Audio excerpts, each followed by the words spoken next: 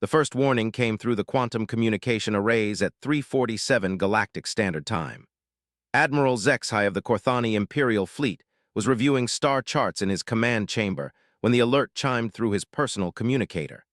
His four arms moved in practiced efficiency across the holographic displays, pulling up the sensor data that had just arrived from the outer rim monitoring stations. What he saw made his primary heart skip a beat. "Impossible," he whispered in his native tongue, his translator quickly converting the words to Galactic Common. The readings showed a massive energy signature moving through hyperspace toward the neutral meeting zone. But this wasn't just any energy signature. The sheer scale of it defied everything the galaxy knew about starship construction. For 3,000 years, the galactic community had operated under certain understood limits. The largest warships ever built were the Thymelian dreadnoughts, each one stretching nearly 2 kilometers in length and requiring the combined resources of entire star systems to construct. These massive vessels served as the backbone of the most powerful fleets in known space, and their very presence could determine the outcome of interstellar conflicts. But this signature was different. It was bigger, much bigger. Admiral Zexhai's communication panel lit up with incoming calls from across the galaxy. The Thymelian High Command wanted explanations. The Centauri Republic was demanding answers. Even the usually silent Vorthan Collective was requesting information about the anomalous reading. Nobody knew what was coming, nobody except the humans. 3 days earlier, Earth's Stellar Defense Command had issued a simple message to all galactic powers. Humanity requests a formal assembly to discuss our application for full membership in the Galactic Council. We will arrive at the neutral zone in 72 standard hours. Please prepare appropriate diplomatic facilities. The request itself wasn't unusual. Humanity had been seeking full membership for decades, ever since they'd made contact with the galactic community 50 years ago. What made this different was the timing. For months, tensions had been rising between the major powers. The Korthani Empire and the Thymelian Federation were on the brink of war over disputed mining rights in the outer spiral. Trade routes were becoming increasingly dangerous, as pirates and raiders took advantage of the political chaos. In such times, the galaxy's attention was hardly focused on a relatively minor species from a small yellow star system on the galactic rim. Humanity had surprised everyone when they'd achieved faster-than-light travel so quickly after first contact. Most species took centuries to develop stable hyperspace engines after receiving the basic principles from the galactic community. Humans had done it in less than 20 years, but even their rapid technological advancement hadn't prepared the galaxy for this. The energy signature suggested a vessel of unprecedented size. Initial calculations indicated a ship that could be anywhere from 5 to 8 kilometers in length. Such a vessel would require resources that humanity simply didn't possess. Their entire star system contained only one inhabited planet and a handful of mining operations on nearby moons and asteroids. How could they possibly have constructed something that dwarfed even the mightiest ships of the ancient Thymelian Federation? Admiral Zexhai activated his fleet's emergency protocols. Within minutes, every major power in the galaxy was doing the same.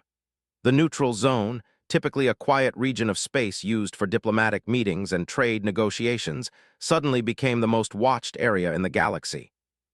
The Korthani brought their newest battle cruisers. The Thymelians deployed a full dreadnought squadron. The Centauri Republic sent their fastest interceptor wings. Even smaller powers like the Zeridian Mining Consortium and the Free Traders Alliance dispatched their most advanced vessels.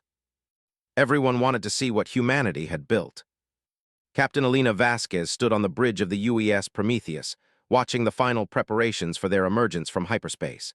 Around her, the crew moved with quiet efficiency, their training evident in every gesture. Unlike the elaborate bridge designs favored by most galactic powers, the Prometheus's command center was built for function over form.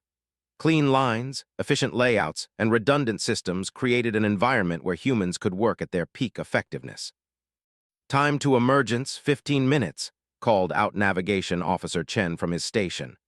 The young man's voice carried just the slightest tremor of excitement. Like every member of the crew, he understood the historical significance of their mission. "All systems report ready, Captain," added Chief Engineer Rodriguez from her position at the engineering console. "Fusion reactors are operating at optimal parameters. Gravitational drive systems are stable.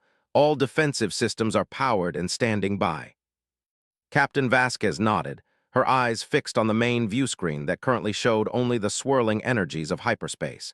In 15 minutes, they would emerge into normal space and make history. The UES Prometheus would become the first human vessel to demonstrate humanity's true capabilities to the galaxy. But she knew the ship's size would only be the beginning of the surprises they had in store. The Prometheus wasn't just large, it was revolutionary. While other species had focused on building bigger versions of traditional designs, humanity had approached starship construction from an entirely different angle. Every system on the ship represented a fundamental rethinking of what a warship could be. The hull itself was constructed from a revolutionary carbon-titanium composite that was both lighter and stronger than any material in use by galactic powers. Instead of the traditional layered armor approach, human engineers had developed a reactive armor system that could adapt to different types of incoming fire. The ship's power systems didn't rely on the antimatter reactors favored by most advanced civilizations. Instead, the Prometheus was powered by a series of compact fusion reactors that were safer, more reliable, and produced less detectable energy signatures. Most revolutionary of all was the ship's propulsion system. While other species used variations of the same hyperspace drives that had been in use for millennia, humans had developed something entirely new. The gravitational drive system didn't just move the ship through space. It manipulated space itself, allowing for unprecedented maneuverability and tactical flexibility. "Captain, we're receiving multiple hails from vessels in the neutral zone," reported Communications Officer Park. "It looks like every major power in the galaxy has sent ships to observe our arrival." "How many vessels are we detecting?" Vasquez asked. "Current count is 47 ships, Captain. That includes at least 3 Thymelian dreadnoughts and what appears to be the entire Corthani Third Fleet." Captain Vasquez allowed herself a small smile. Humanity had hoped for an audience when they planned this demonstration, but this exceeded their most optimistic projections. The galaxy's most powerful military forces were about to witness humanity's debut on the interstellar stage. "Signal from Earth Command, Captain," Park continued. "Admiral Chen sends his compliments and confirms that all Earth Defense Force vessels are in position for Phase 2 of the operation." Phase 2. Captain Vasquez felt a familiar surge of anticipation. The Prometheus was impressive enough on its own, but it was only the first revelation humanity had planned for today's demonstration. "5 minutes to emergence," Chen called out. "All stations report ready for transition to normal space." Around the bridge, the crew made their final preparations. Weapons Officer Kim ran through her targeting protocols one more time.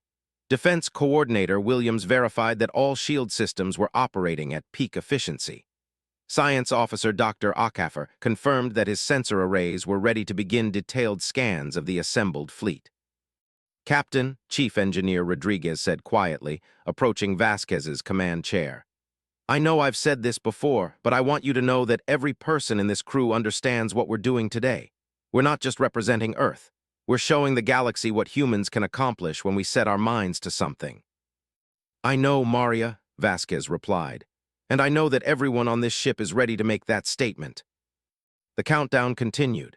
In just a few minutes, the UES Prometheus would emerge from hyperspace and announce humanity's arrival as a true galactic power. But even Captain Vasquez couldn't fully anticipate the shock waves their arrival would send through the established order of galactic civilization. The galaxy thought it knew what humans were capable of. They were about to learn how wrong they had been. 2 minutes to emergence," Chen announced, initiating final pre-transition sequence. Captain Vasquez straightened in her command chair, her eyes fixed on the main screen. In moments, they would make history. The age of humanity as a minor galactic power was about to end forever. "All hands prepare for emergence," she announced over the ship's communication system. "Today, we show the galaxy who we really are." The emergence was unlike anything the assembled fleet had ever witnessed. Instead of the typical flash of light and burst of radiation that marked a ship's transition from hyperspace, the space near the designated coordinates simply changed. Reality seemed to bend and twist, creating a localized distortion that made sensors throughout the neutral zone register impossible readings.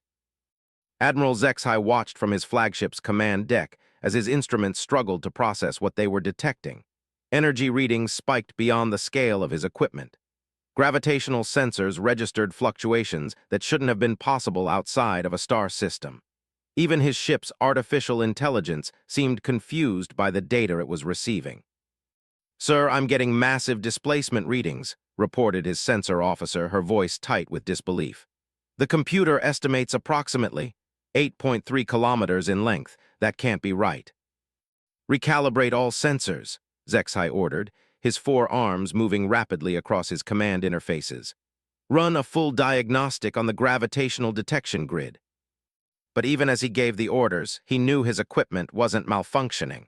The impossible readings were real. The distortion in space began to stabilize, and slowly, the outline of a ship began to emerge from the twisted geometry of hyperspace. What materialized before the stunned galactic fleet defied every assumption they had made about human capabilities. The UES Prometheus was a monument to human engineering and determination. Its sleek hull stretched across 8.5 kilometers of space, making it larger than some of the space stations that served as trading hubs in the inner systems. But size alone wasn't what made the vessel so remarkable. Every line of its design spoke to a completely different philosophy of starship construction. Where galactic ships were built with obvious weapon ports and defensive structures, the Prometheus appeared almost organic in its design. Its hull flowed in smooth curves that made it difficult to determine where one section ended and another began. There were no visible turrets or missile launchers, no obvious shield generators or engine exhausts. To the experienced military observers watching its emergence, it looked more like a work of art than a weapon of war. That perception lasted exactly 37 seconds. Captain Sarah Mitchell of the Thymelian Federation flagship Eternal Glory was the first to realize that the human vessel's innocent appearance was completely deceptive. Her tactical officers had been running standard threat assessments when their instruments began detecting energy signatures that made no sense. "Captain, we're reading weapon systems throughout that ship's hull," her tactical officer reported, his voice filled with disbelief.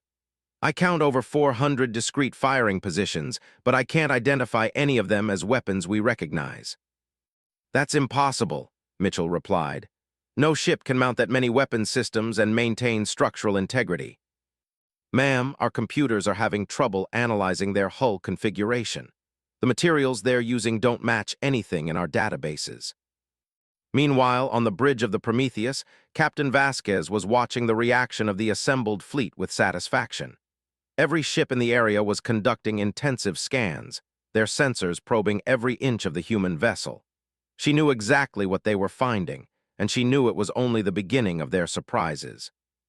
"Captain, we're receiving hails from 17 different vessels," Communications Officer Park reported. "The Thymelian flagship is requesting immediate conference.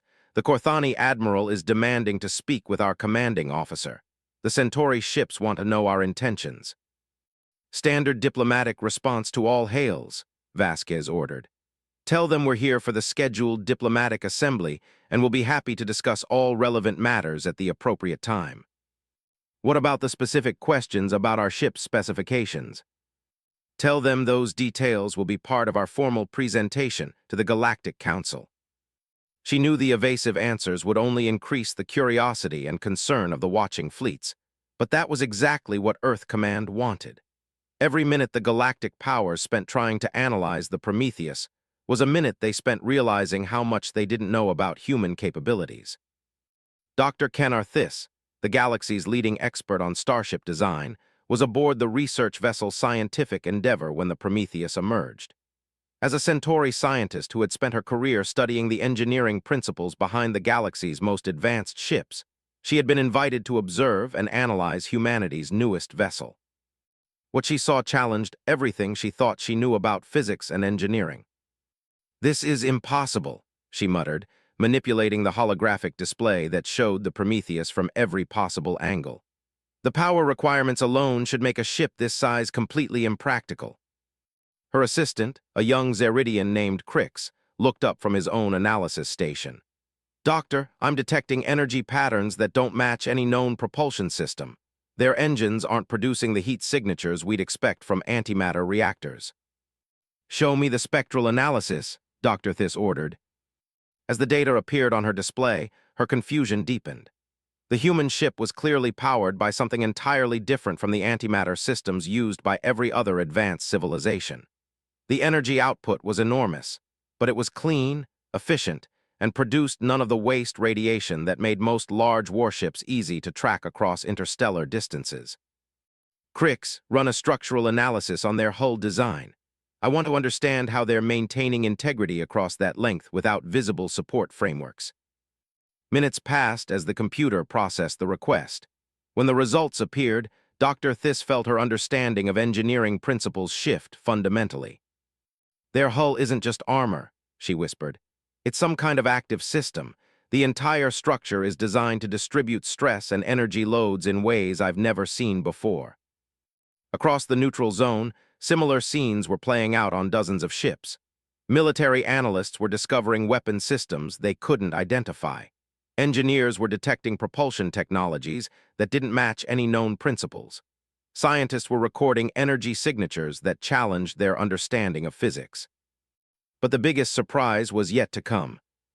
Captain Navigation Officer Chen called out from his station on the Prometheus Bridge. "Earth Command signals that Phase 2 is ready to commence." Captain Vasquez nodded. The initial shock of their arrival was wearing off, and she could see that several of the watching ships were beginning to move closer for more detailed scans. It was time for the second revelation. "Signal Earth Command," she ordered. "Tell them to initiate Phase 2. What happened next would be discussed in military academies and strategic planning councils for generations to come. The space around the Prometheus began to shimmer again, but this time the effect was different. Instead of the reality-bending distortion that had marked their emergence from hyperspace, this was something else entirely. Space itself seemed to ripple outward from the human ship in concentric waves. Admiral Zexhai was the first to understand what was happening. "Stealth fields," he gasped. "They're dropping stealth fields." One by one, additional ships began to materialize around the Prometheus, not emerging from hyperspace, but simply becoming visible as their advanced stealth systems deactivated. Each new vessel that appeared was smaller than the massive flagship, but their sudden appearance sent shock waves through every ship in the area. The humans hadn't arrived with just one ship. They had brought an entire fleet. Captain Mitchell of the Eternal Glory found herself staring at tactical displays that showed 37 additional human vessels now surrounding the Prometheus. Destroyers, cruisers, and support ships that had been invisible to every sensor in the galactic fleet were now revealing themselves in a carefully choreographed display of technological superiority. "How long have they been here?" she whispered to her tactical officer. "Unknown, Captain. Our sensors show no indication of their arrival. They could have been in position for hours or days." The implications were staggering. If humans could hide entire fleets from the galaxy's most advanced detection systems, then every assumption about space warfare and territorial security would need to be reconsidered. But the humans weren't finished. "Phase 3, Captain Vasquez announced quietly. "Signal the fleet to assume formation." What the watching galaxy witnessed next was a demonstration of coordination and precision that redefined their understanding of fleet operations. The 37 human ships moved into a complex formation around the Prometheus with mathematical precision. Their movements were so perfectly synchronized that they seemed to be controlled by a single mind. But it wasn't just their coordination that impressed the observers. It was their speed and maneuverability. The human ships moved through space with an agility that seemed to defy the physics of their size and mass. They accelerated and changed direction without the delayed responses that characterized even the fastest ships in galactic service. Dr. Thiss watched the display with growing amazement. "Crix, are you recording all of this?" "Every sensor reading, Doctor, but I don't understand what I'm seeing. These ships are moving like fighters, but they're the size of cruisers and destroyers." "They're propulsion systems," Dr. Thiss realized. "Whatever they're using for power and movement, it's completely different from anything we've developed." The formation exercise continued for exactly 10 minutes. Then, as suddenly as it had begun, the human ships returned to their original positions around the Prometheus.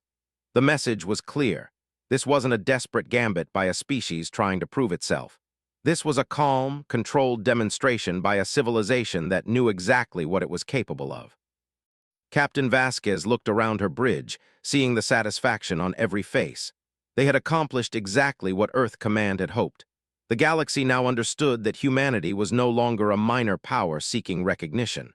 They were a force that could not be ignored. "Communications, open a general channel to all ships in the area," she ordered. "Channel open, Captain." "This is Captain Elena Vasquez of the United Earth ship Prometheus, flagship of the Earth Defense Force. On behalf of humanity, I thank you for joining us here today to witness our formal introduction to galactic society as a full and equal power. We look forward to productive discussions about Earth's membership in the Galactic Council and our role in maintaining peace and stability throughout known space." She paused, allowing her words to be translated and transmitted to every ship in the area. "We invite representatives from all interested parties to join us aboard the Prometheus for formal diplomatic discussions beginning in 6 standard hours. Until then, we will maintain position here in the neutral zone and answer any questions you may have about our intentions or capabilities." The response was immediate and overwhelming.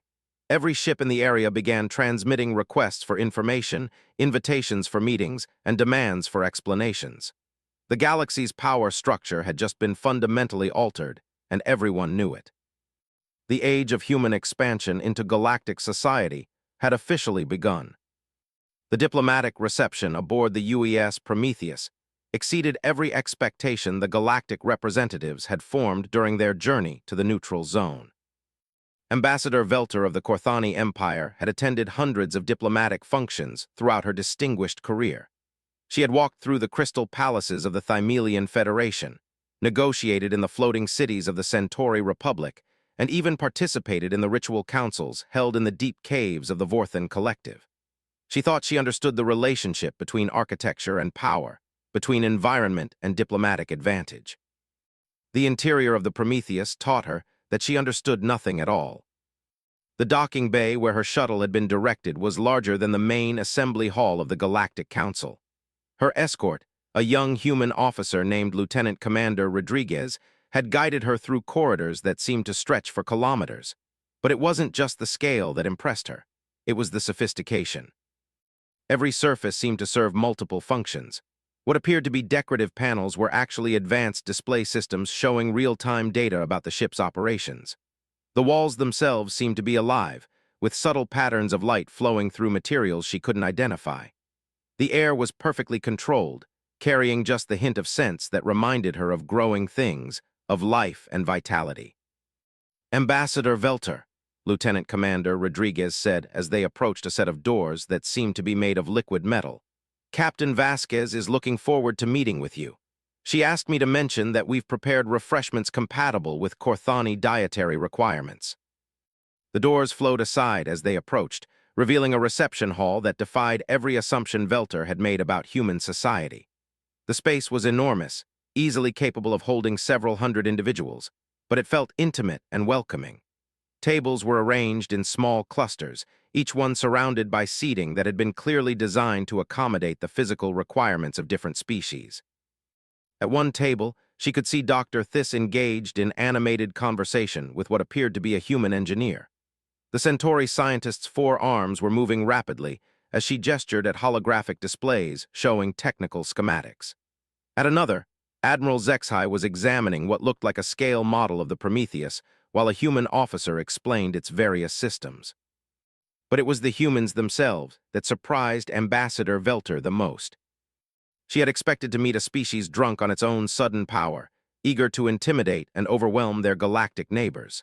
Instead, she found individuals who seemed genuinely interested in learning about the galaxy they were joining. They asked thoughtful questions about Korthani culture and history. They listened carefully to explanations of galactic law and diplomatic protocol.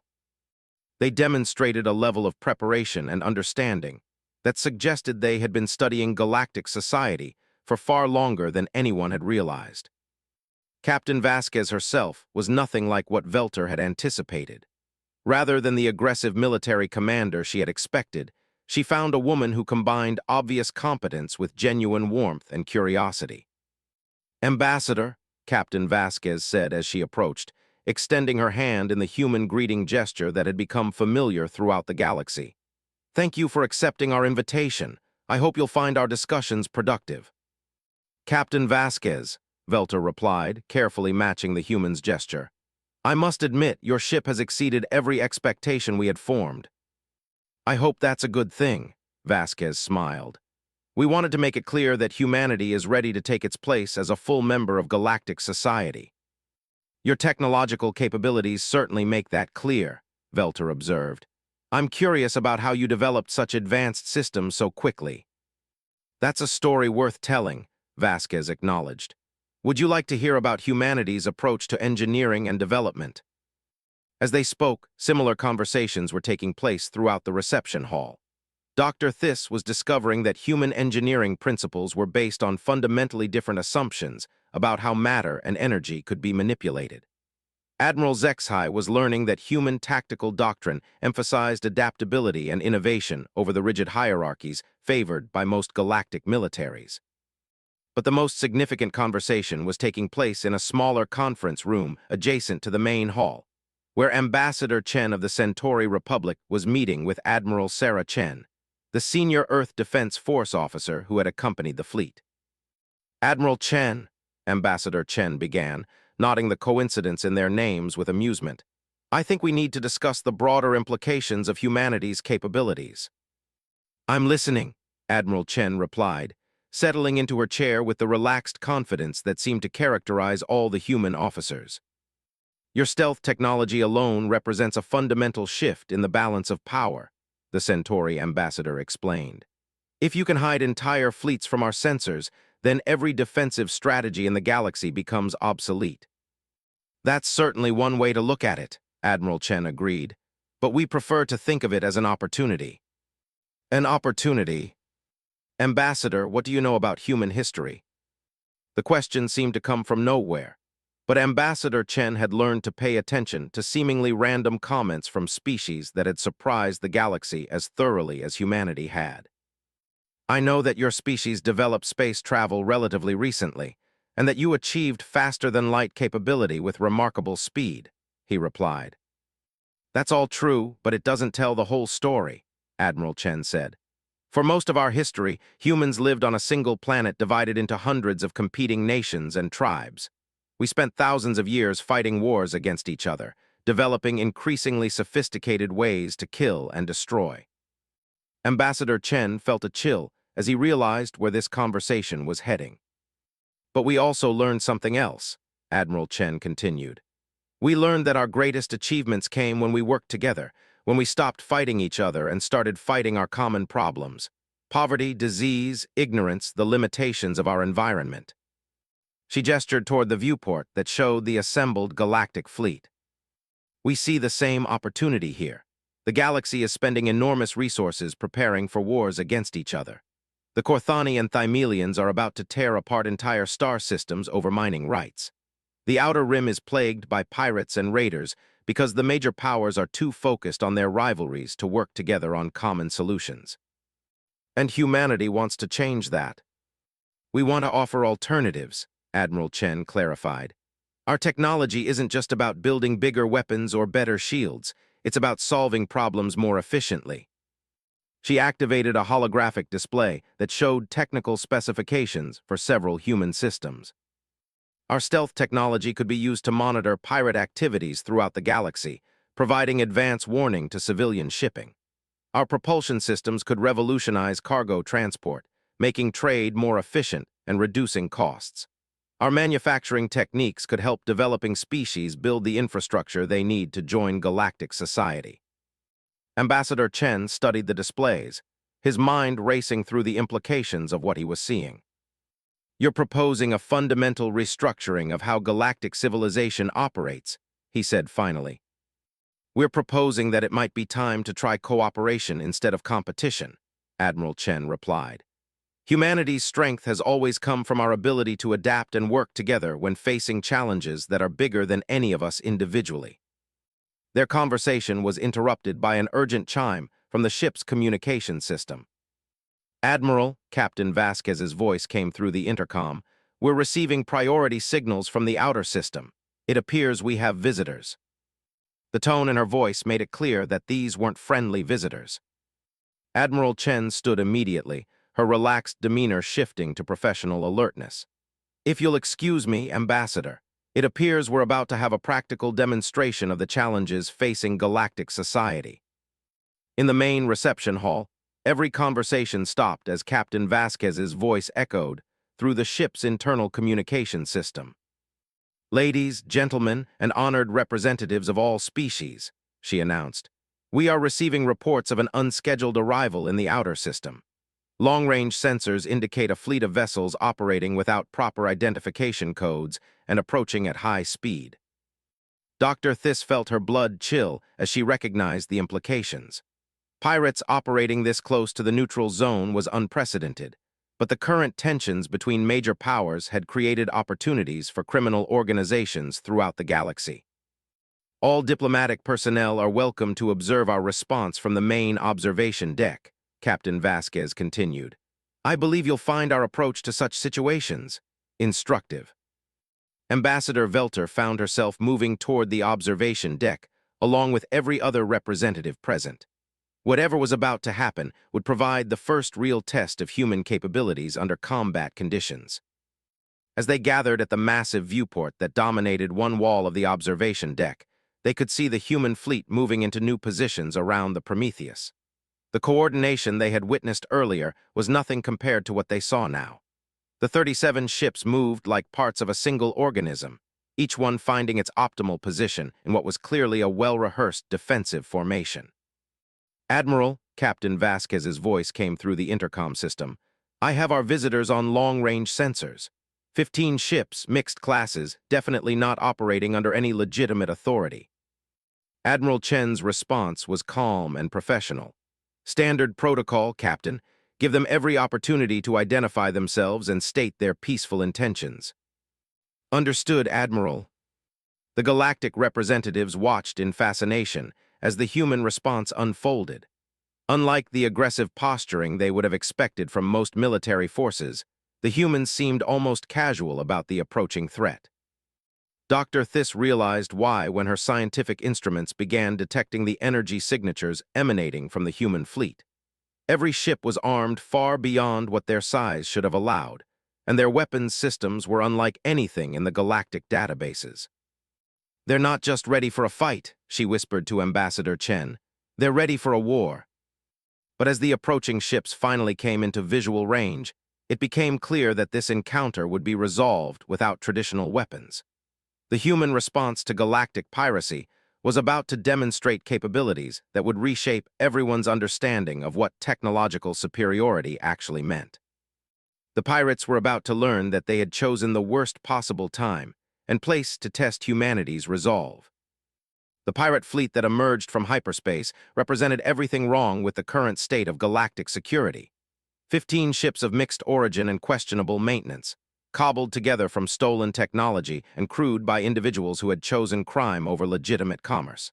Their leader, a Zeridian named Captain Vortex, had built his reputation on attacking isolated settlements and poorly defended trade routes. He had never attempted to raid a diplomatic gathering in the neutral zone, because such an action was considered galactic suicide. The combined firepower of the assembled fleets should have been enough to vaporize his entire operation without breaking formation. But Captain Vortex had noticed something interesting in his intelligence reports. The diplomatic gathering was being hosted by humans, the galaxy's newest and presumably weakest major power.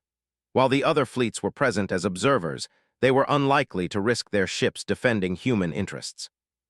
If he could capture or destroy the human flagship, he would simultaneously eliminate a potential rival and demonstrate to the galaxy that humans were not as formidable as their dramatic arrival might have suggested.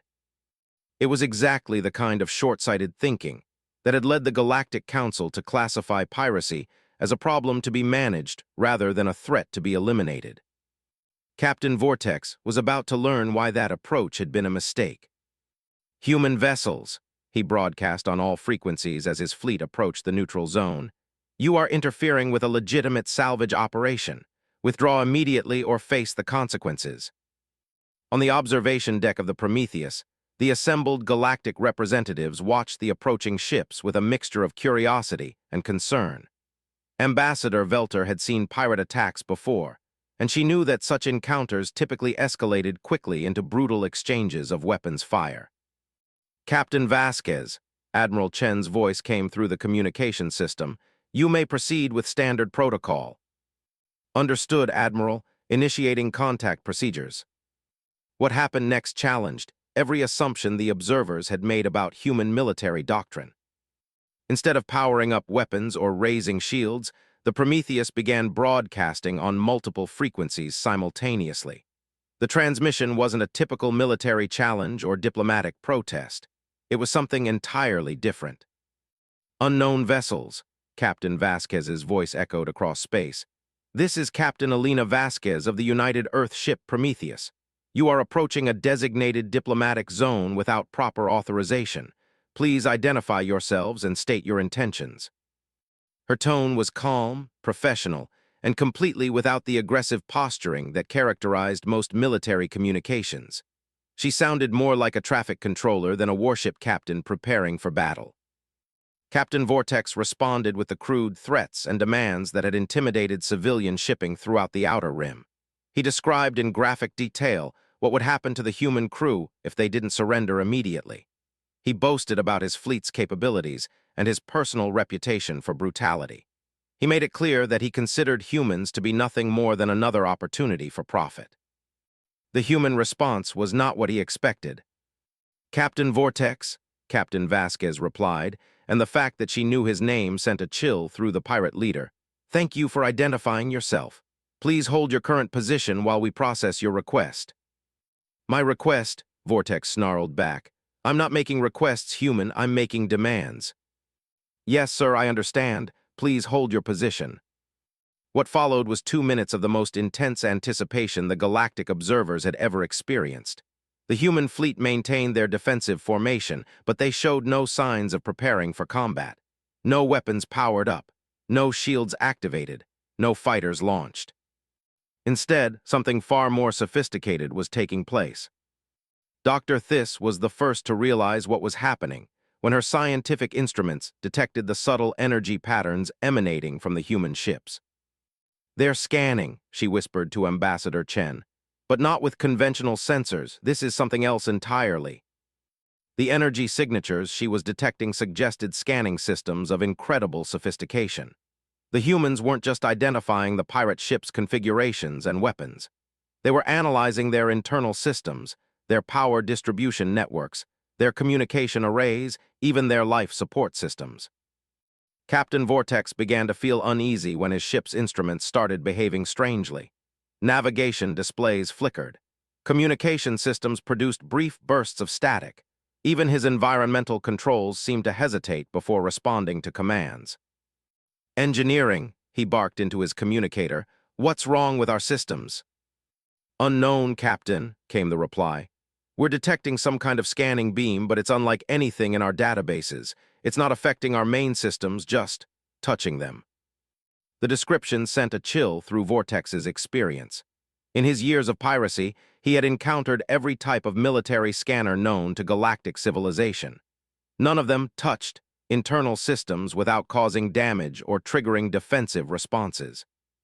Human ship, he broadcast, his voice carrying less confidence than before. Cease your scanning immediately, or we will consider it an act of aggression. Captain Vasquez's response was immediate and devastating. Captain Vortex, scanning complete. We have analyzed your fleet's capabilities and determined that you pose no significant threat to diplomatic operations in this area. However, we have identified several violations of galactic law that require immediate attention. Her words were transmitted simultaneously to every ship in the area, ensuring that representatives from every major power heard the exchange. Your flagship, the vessel Blood Fortune, is operating with stolen Corthani military systems. Your second ship is using counterfeit Thymelian identification codes. 3 of your vessels are carrying cargo that our scans identify as belonging to the Centauri merchant vessel Peaceful Trader, which was reported missing 6 months ago. The accuracy of her intelligence struck the assembled observers like a physical blow. In less than 2 minutes, the humans had not only identified every ship in the pirate fleet, but had traced their stolen technology and cargo to specific sources. But Captain Vasquez wasn't finished. Additionally, our analysis indicates that your ships are operating with significant safety violations. Your life support systems are running at 63% efficiency. Your reactor containment fields are degraded beyond safe operating parameters. Your navigation computers are using outdated stellar cartography that poses a hazard to other vessels in this area. Dr. Thiss found herself staring at her instruments in disbelief. The level of detail the humans had obtained was impossible with any known scanning technology. "How are they doing this?" she whispered. Her question was answered when Captain Vasquez made her final statement. "Captain Vortex, in the interest of galactic safety and security, we are hereby implementing emergency assistance protocols. Please prepare to receive technical support for your mechanical and navigation difficulties." What happened next would be studied in military academies for generations to come. Instead of opening fire or demanding surrender, the human fleet began transmitting data directly to the pirate ship's computer systems. Not malicious code or virus programs, but actual technical assistance. Diagnostic routines that identified mechanical problems. Navigation updates that provided accurate stellar positioning. Even life support optimization protocols that improved air quality and temperature control. The pirates found their ships functioning better than they had in years. Captain Vortex stared at his instrument displays in complete bewilderment. His weapons systems were operating at peak efficiency. His engines were running smoother than they had since he'd stolen the ship. His environmental systems were providing the most comfortable living conditions his crew had experienced in their criminal careers. "What are you doing to us?" he demanded over the communication channel. "Providing assistance," Captain Vasquez replied calmly. "However, we do need to address the legal issues surrounding your stolen property and missing cargo." What she said next demonstrated the true sophistication of human technological capabilities. "Captain, our scans have identified the exact origins of all stolen materials in your possession. We have contacted the appropriate authorities and arranged for the return of all legitimate property to its rightful owners. Compensation schedules have been calculated for any damaged goods. Legal representatives have been notified of your location and current situation." The implications hit every observer simultaneously. The humans hadn't just scanned the pirate ships. They had instantly connected to galactic databases, identified stolen property, contacted law enforcement agencies, and arranged for legal proceedings, all in the span of a few minutes. Ambassador Velter realized that she was witnessing a demonstration of capabilities that went far beyond military technology. The humans had developed systems that could interface with galactic civilization at a fundamental level. "Captain Vortex," Captain Vasquez continued, "you and your crews have two choices. You can surrender peacefully and cooperate with the legal proceedings that will determine appropriate consequences for your criminal activities. Or you can attempt to resist, in which case we will be forced to disable your vessels and arrest you for trial." The choice wasn't really a choice at all. The pirates' weapons were completely functional, but their targeting systems were now displaying detailed analyses of human ship defenses that made it clear any attack would be futile.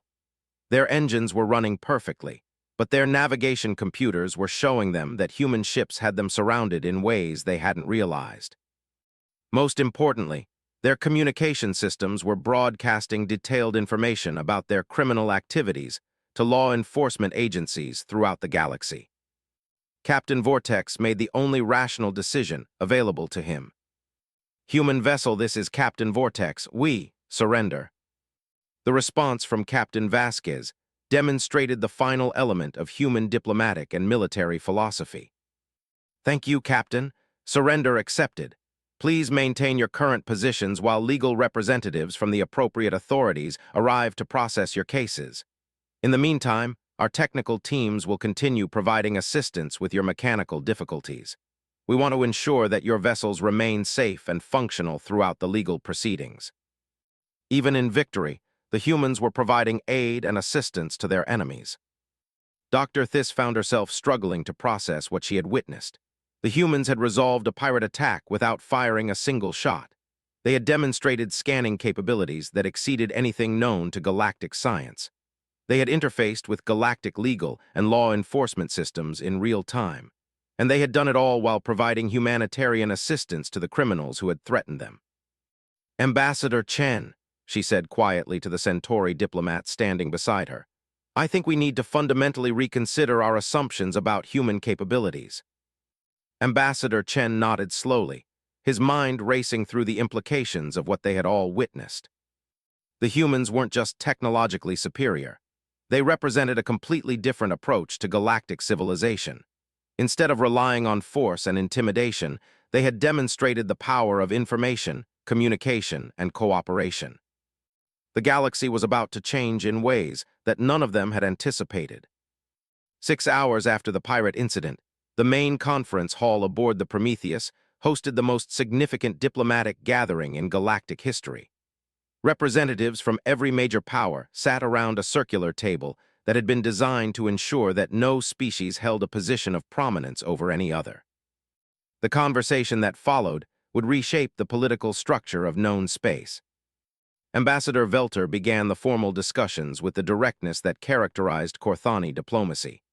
"Captain Vasquez, Admiral Chen, what we witnessed today has profound implications for galactic security. Your technological capabilities appear to exceed our most optimistic projections about human development."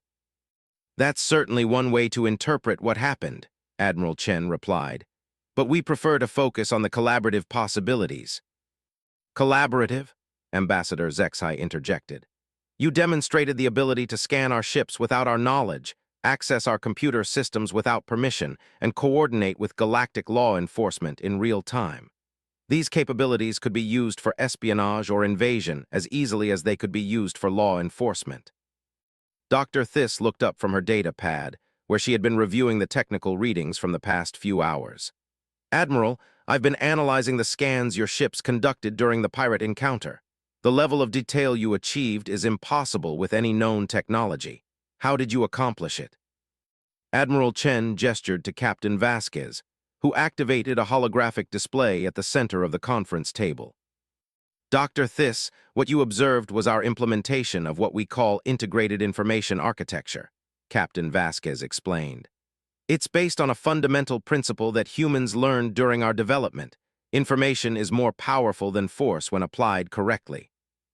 The holographic display showed a three-dimensional representation of the galactic communication and data networks that connected civilizations across known space. "Every species in the galaxy has developed sophisticated information systems," Vasquez continued. "Communication networks, database systems, navigation charts, legal frameworks, commercial exchanges. But these systems were all developed independently, using different protocols and standards." Ambassador Chen of the Centauri Republic leaned forward with interest. "You're suggesting that the problem isn't the information itself, but the inability to share it efficiently." "Exactly," Admiral Chen confirmed. "Human development was accelerated by our ability to create universal standards for information exchange. When we achieved spaceflight, we designed our systems to be compatible with galactic networks from the beginning." The implications struck every representative simultaneously. "You're not just using advanced scanning technology," Dr. Thiss realized. "You're interfacing directly with our existing information networks." "With appropriate safeguards and permissions," Captain Vasquez clarified quickly. "We would never access private or classified information without proper authorization. But publicly available data, shipping records, legal databases, navigation charts, emergency communication protocols, these are all part of the galactic commons." "The pirates' stolen cargo," Ambassador Velter said slowly. "You identified it by cross-referencing shipping manifests from across the galaxy, along with insurance claims, customs records, and law enforcement reports," Admiral Chen confirmed. "The information was all there, scattered across dozens of different databases using incompatible formats. We simply provided the translation protocols necessary to connect the data." What they were describing represented a revolution in galactic administration and security. For millennia, crime and inefficiency had flourished in the gaps between incompatible information systems. Pirates could steal cargo from one system and sell it in another because there was no efficient way to share information about stolen goods across species boundaries. Trade disputes arose from misunderstandings about contracts and regulations, because different species used different legal frameworks. The humans had solved these problems not through superior force, but through superior organization. This explains your rapid technological development, Dr. Thiss observed. You weren't just developing new technologies, you were integrating existing galactic knowledge in ways that no one else had achieved. Human civilization has always been built on the principle that knowledge belongs to everyone, Admiral Chen explained. When we encountered galactic society, we approached it the same way we had approached our own development. We studied everything we could find, identified the best ideas from every source, and figured out how to combine them effectively. Ambassador Zexhai raised a concern that was troubling many of the representatives. Admiral, the capabilities you're describing could be used to dominate galactic society. A species that can access and coordinate information across all networks could manipulate markets, influence elections, or plan invasions with unprecedented precision. You're absolutely right, Admiral Chen agreed, which is why we're proposing to share these capabilities with everyone. The statement hit the conference room like a physical shock. Share them, Ambassador Velter repeated. Captain Vasquez reactivated the holographic display, showing a new configuration that depicted galactic information networks connected by common protocols and standards. Humanity's proposal for full membership in the Galactic Council includes a comprehensive technology sharing agreement, she explained. We want to work with every species to create universal information standards that benefit everyone. The pirate problem, Admiral Chen continued, exists because criminals can exploit the gaps between our incompatible systems. Universal information sharing would eliminate those gaps. Stolen cargo could be tracked automatically across all systems. Criminal activities could be detected and prevented before they caused damage. Trade disputes could be resolved quickly and fairly using shared legal databases. Dr. Thiss was studying the proposed network architecture with growing amazement. This would revolutionize everything. Scientific research, medical information, technological development, economic coordination, every aspect of galactic civilization could be improved. But it would also require unprecedented cooperation and trust, Ambassador Chen pointed out. Species would need to open their information systems to shared standards and protocols. Which is why we're starting with voluntary participation and demonstrated benefits, Admiral Chen explained. We don't want to force anyone to adopt our systems. We want to prove that cooperation produces better results than competition. The conversation that followed covered the technical, political, and philosophical implications of the human proposal. Questions were raised about security, privacy, sovereignty, and cultural integrity. Concerns were expressed about human dominance and the potential for technological dependence. But gradually, the benefits became impossible to ignore. The Korthani Empire was spending billions of credits annually on security systems that were consistently defeated by pirates using stolen technology. The Thymelian Federation was losing trade revenue due to inefficient customs and shipping protocols. The Centauri Republic was struggling to coordinate scientific research across their widespread colonies. Every problem they discussed had the same root cause: the inability to share information efficiently across species boundaries. Admiral, Ambassador Velter said finally, assuming the Galactic Council approves humanity's membership and this technology-sharing proposal, how would implementation proceed? Gradually and voluntarily, Admiral Chen replied. We propose starting with a pilot program focused on anti-piracy operations. Participating species would share shipping and security information through standardized protocols. The system would be designed to protect private and classified information while making public safety data available to all participants. The pirates we encountered today, Captain Vasquez added, represent exactly the kind of problem that could be eliminated through better information sharing. Their stolen cargo was identified because we could cross-reference shipping manifests from multiple systems simultaneously. If all systems shared this information automatically, stolen goods could be tracked in real time. Dr. Thiss looked up from her technical analysis. Captain, the scanning systems you use today, how much of that capability would be included in the technology sharing program? All of it, Captain Vasquez replied without hesitation. The scanning technology is only effective when it's connected to comprehensive information networks. There's no benefit to keeping it exclusive to humanity. The implications of human generosity with their technological advantages struck every representative as both inspiring and slightly suspicious.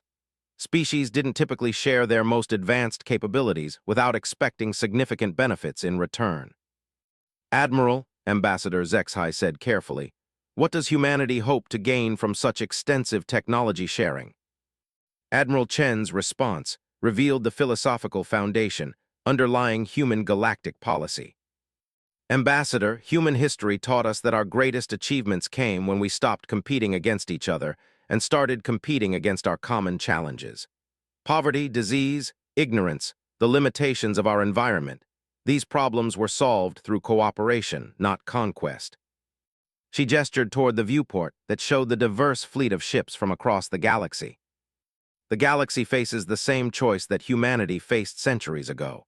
We can continue spending our resources on competition and conflict, or we can work together to solve the problems that affect all of us.